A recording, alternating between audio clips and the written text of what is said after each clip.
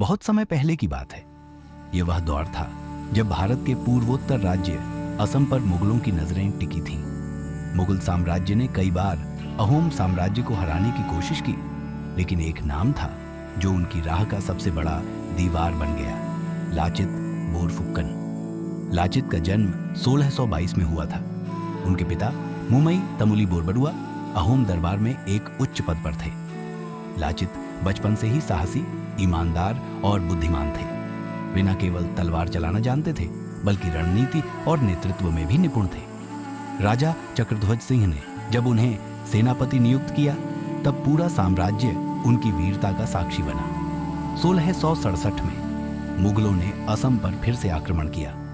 राजा ने लाचित को सेना का नेतृत्व सौंपा।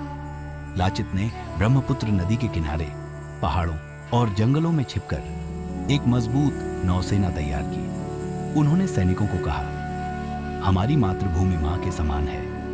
यदि आवश्यकता पड़ी तो हम अपना सिर काटकर भी इसकी रक्षा करेंगे। जब एक रात लाचित को पता चला कि उनके ही भाई ने सुरक्षा दीवार के निर्माण में लापरवाही की है, उन्होंने न्याय के नाम पर अपने भाई को मृत्युदंड दिया। उन्होंने कहा, मेरा भाई मेरी मातृभूमि से बड़ा नहीं हो सकता।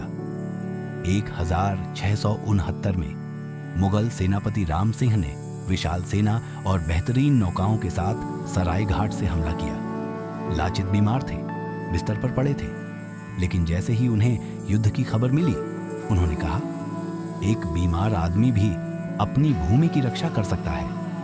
वह घोड़े पर सवार होकर युद्ध भूमि पहुंचे।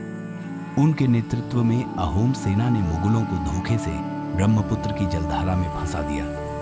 तीरों, तलवारों और तेज नावों से ऐसा आक्रमण किया कि मुगल सेना में भगदड़ मच गई। मुगल सेना पीछे हट गई और सराय घाट की लड़ाई अहोमों की जीत में बदल गई। यह भारतीय इतिहास की सबसे विख्यात नदी युद्धों में से एक बना। लाचित बोरफुकन ने दिखा दिया कि वीरता शरीर की नहीं, आत्मा की शक्ति होती है। हर साल नवंबर में लाचित दिवस मनाया जाता है। भारतीय सेना में आज भी लाचित बोरफुकन के अदम्य साहस की मिसाल दी जाती है। यह कहानी हमें सिखाती है, सच्चा देशभक्त वही होता है जो न्याय के लिए अपनों को भी त्याग सकता है और मातृभूमि के लिए प्राण तक दे सकता है।